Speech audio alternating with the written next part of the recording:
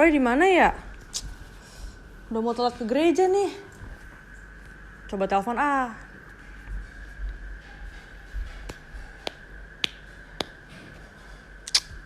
Gak diangkat lagi. Ih, itu dia. Cepetan.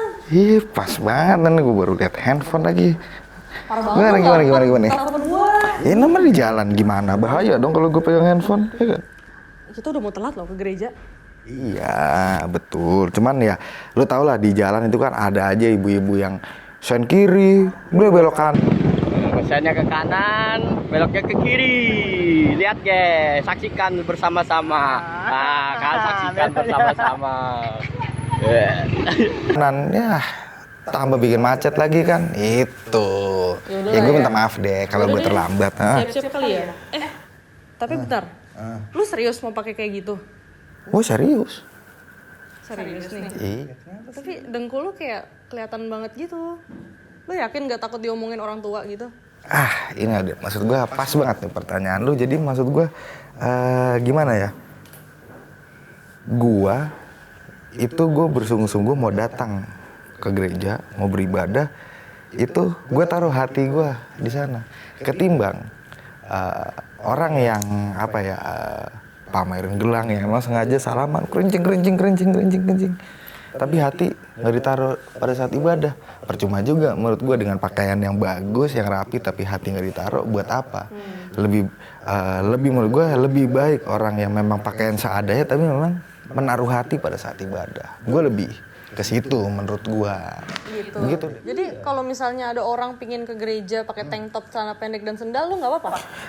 Gue maksudnya gini deh, gue tanya balik deh. Kalau misalnya memang dia ada yang seperti itu, bagaimana?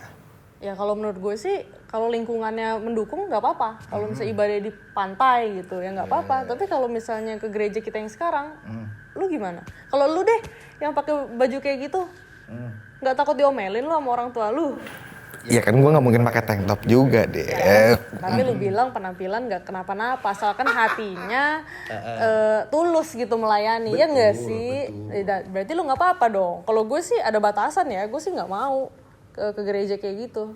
Iya kalau gue sih yang penting gue tetap mempertahankan statement gue yang dimana yang penting hati lu siap untuk beribadah, lu akan menaruh hati lu pada saat ibadah itu berjalan, jadi nggak masalah. Itu menurut gue. Berarti lu tergolong orang yang berani ya, lu nggak takut gitu ya diomelin ortu lu gitu, baru bangun tidur misalnya gitu ya langsung ke gereja gitu. Masalah lo buat gue, yang penting balik lagi tetap yang prinsip gue di mana hati gue yang akan gue taruh pada saat ibadah, bukan baju gue yang gue tampilin buat teman-teman gue, buat jemaat, enggak. Itu. Tapi kalau misalnya cowok kan emang bajunya tuh cenderung ya gitu-gitu aja gitu kan. Paling mentoknya apa sih, celana pendek ya. Jarang lah ada yang pakai celana pendek di atas lutut gitu kan.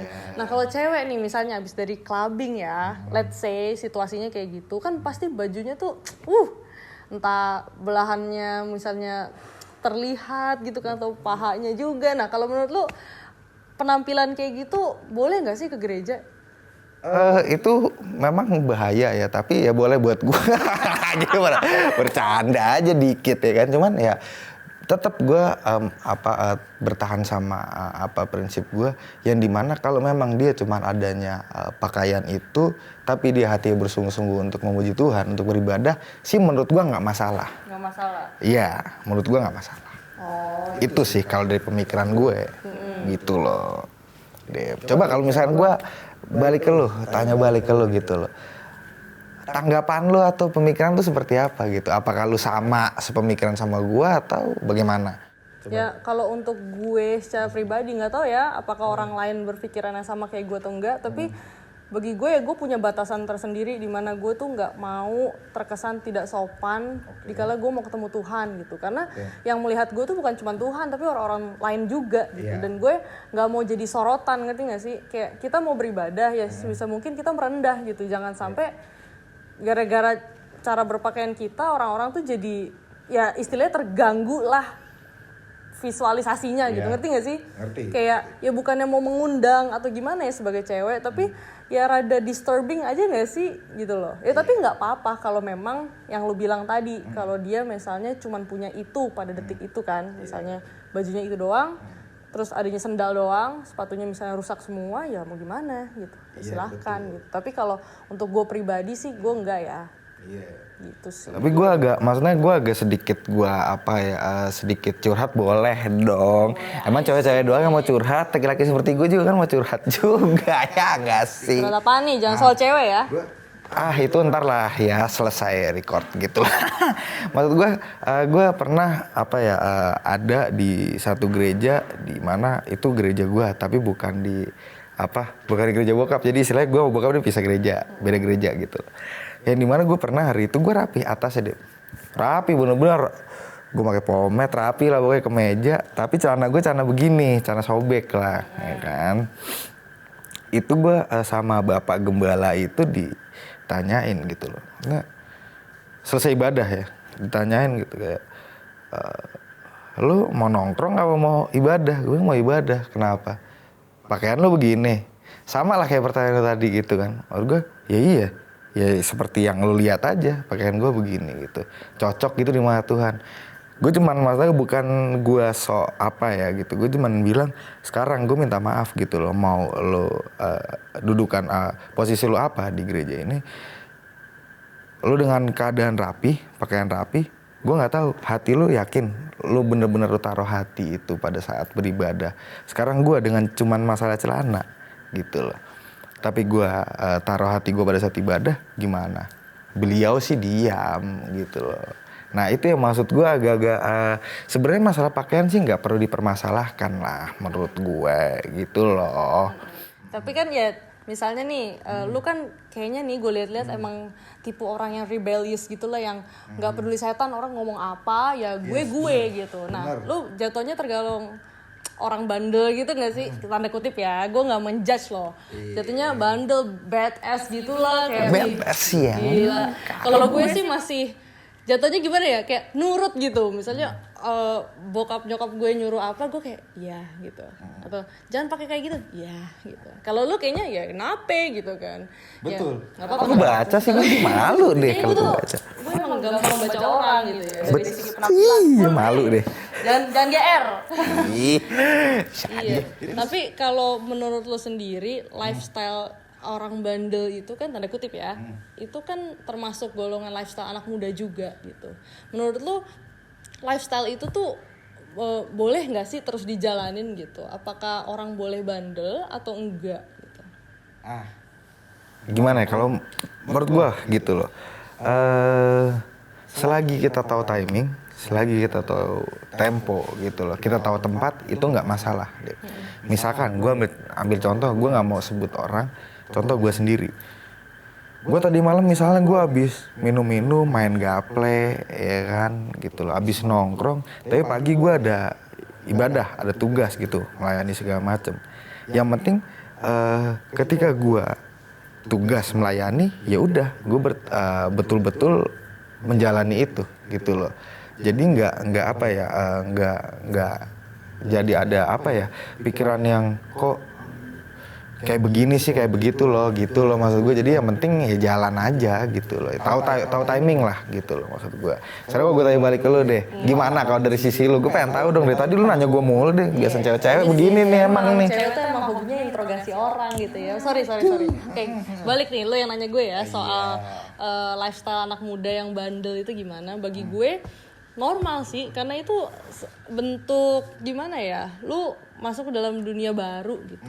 Dikala pas muda lu nggak terekspos dengan dunia kayak gitu, tapi pas masa muda lingkungan lu semua pada masih pingin cari tahu apa sih itu yang namanya bandel. Bagi gue sesekali sih nggak apa-apa untuk dicobain lah, toh ujung-ujungnya juga pasti bosen ya nggak sih? Lihat orang tua kita paling udah ya bandelnya pas muda doang gitu kan, pas udah tua udah bosen ya, paling kita juga ujung-ujungnya kayak gitu. Betul. Dibandingkan kalau dari mudanya tuh udah dikekang banget, itu bagi gue kasihan karena nanti dia bandelnya pas udah gede gitu. Betul, ya nggak gitu. sih, kayak pas lingkungannya udah pada jatuhnya udah bukan masanya deh gitu nggak sih? Iya betul. Terus dia bandel sendiri, nanti dia mainnya sama yang muda-muda yang udah nggak seumuran gitu kan? Itu repotnya. Makanya, jadi bagi gue nggak apa-apa sih, toh itu salah satu bentuk pertumbuhan manusia lah, anak-anak muda. Jadi nggak salah lah. Apalagi kalau misalnya anak-anak bandel itu yang dikategorikan bandel kayak minum, clubbing gitu, suka ke gereja sih bagi gue ya nggak masalah lah. Betul, gue setuju banget. Kadang kan malah gini ya Dep ya, maksudnya gue sering, gue nggak tahu ke gue, tapi gue sering denger suara-suara rakyat yang dimana kok pemuda gereja kayak begitu sih, nongkrong, minum-minum gitu, mabuk-mabuk ya. Kalau gue malah gue lagi-lagi gitu, gue selalu merasa gue agak-agak sedikit berbeda gitu. Gue maksudnya yang penting yang gue bilang tadi gitu loh, tahu timing aja. Lu mau malam ini lu mau mabuk, lu istilahnya mau bibir lu cium aspal juga ya terserah. Yang penting lu tahu timing, besok oh gue melayani, ya udah lu harus melayani. Yang salah adalah ketika lu paginya nggak tahu, lu tahu nih sebenarnya gitu lu akan pagi itu melayani, tapi lu malah entah kemana, lu masih tidur gimana, itu salahnya. Yang sebenarnya harusnya adalah kita harus tahu timing sih, intinya begitu loh maksud gue deh.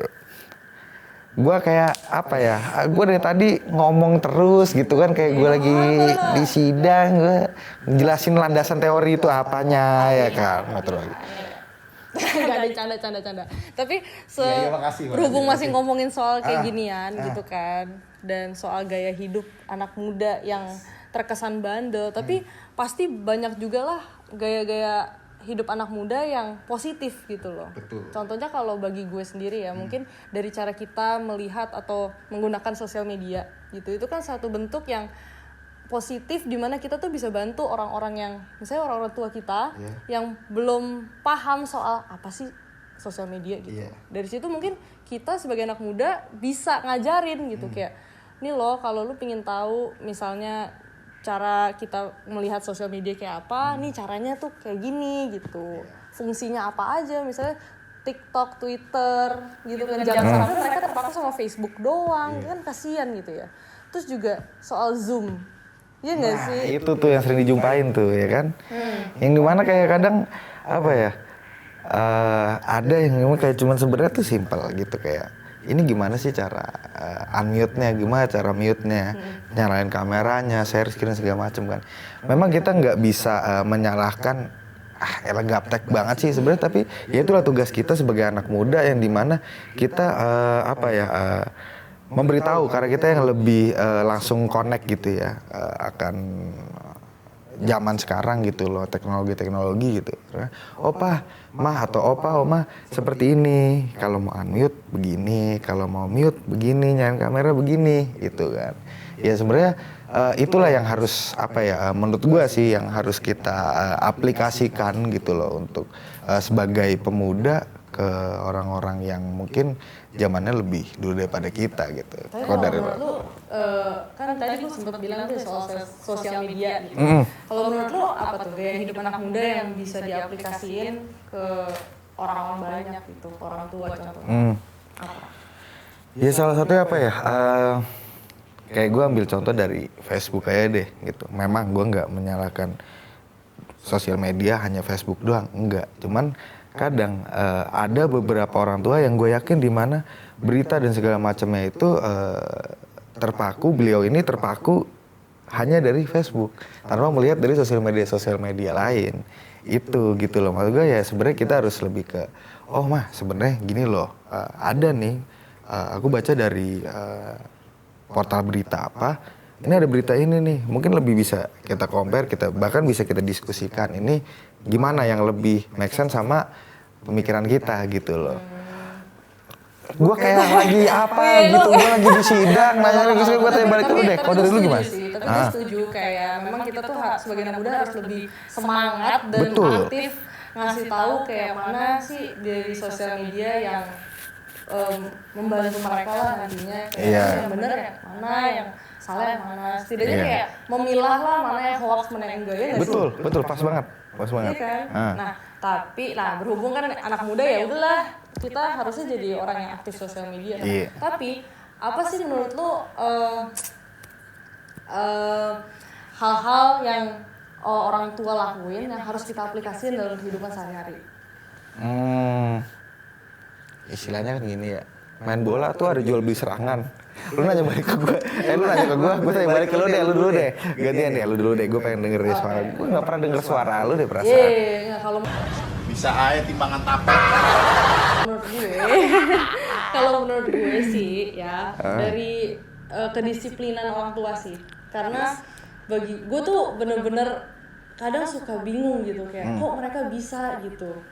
Kalau sedangkan gue merasa ya kita anak-anak muda itu cenderung gampang bosenan. Dan dikala kita menghadapi sesuatu yang sulit, kita tuh gampang nyerah kayak ini bukan bidang gue, males gitu kan. Tapi kalau orang tua pandangannya tuh oke, bukan bidang gue, tapi gue harus jalanin nih, gue harus tuntasin masalah ini supaya kelar. Iya. Nah itu sih yang masih sampai sekarang gue tuh bingung gimana sih caranya dan kenapa bisa bertahan gitu sama masalah yang lu sebenarnya juga misalnya bingung jalaninnya, tapi mereka hadapin aja gitu, bingung kan? Nah itu sih mungkin gue demen banget tuh sama ketekunan mereka. Iya, lebih totalitas ya dalam menjalani hidup tuh ya. Tapi kalau dari lu sendiri gimana? Yang mau gue ambil dari mau gue ambil contohnya gitu dari orang tua gue nggak pasti setiap orang tua itu kan beda-beda treatmentnya ya kan, beda-beda caranya gitu. Cuman kalau dari nyokap gue sendiri tuh bagaimana caranya lu disiplin atas waktu gitu ya, dimana misalkan gue ambil contoh katakanlah ibadah jam 9 nyokap bokap itu bisa standby udah beres bener-bener itu jam 7 jam 6 tuh udah beres gitu loh, yang dimana kalau misalkan kita nggak bisa ngeles ya, nggak bisa munafik, yang dimana anak-anak muda ibadah jam 9 ya setengah 9 lah bangun. Atau bahkan yang lebih bahayanya lagi jam 9 ibadah, jam 9 lah kita harus bangun atau jam 9 lah kita harus jalan OTW. Padahal ngomong OTW gue, padahal kan masih ada di kasur, masih gini-gini mata ya kan. Nah itu maksud gue yang contoh yang mau gue ambil adalah kedisiplinannya sih gitu loh, konsentrasi waktunya gitu loh, yang ya jam 9 ibadah artinya kita harus sebelum jam 9 itu kita harus siap, lebih baik nunggu. Prinsipnya bokap nyokap gue gini, lebih baik nunggu 1 jam di gereja daripada lu telat ke gereja. Itu. Kalau mereka tuh kayak malu banget gitu ya. Betul. Kayak aduh takut dijudge orang gitu kan, kayak ih telat nih gitu. Padahal kan sebenarnya nggak ada yang peduli ya. Iya. Mungkin mereka doang yang parno gitu ya. Sedangkan kita anak muda secuek itu. Nah itu yang nggak boleh kita aplikasiin, Roy. Betul. Tapi ngomong-ngomong soal disiplin, kayaknya kita udah telat juga sih nih ke gereja ya. Kita keasikan ngobrol. Jadi mending kita cus yuk. Bahaya nih. Keburu diomelin gue. Iya, berangkat. Ayo.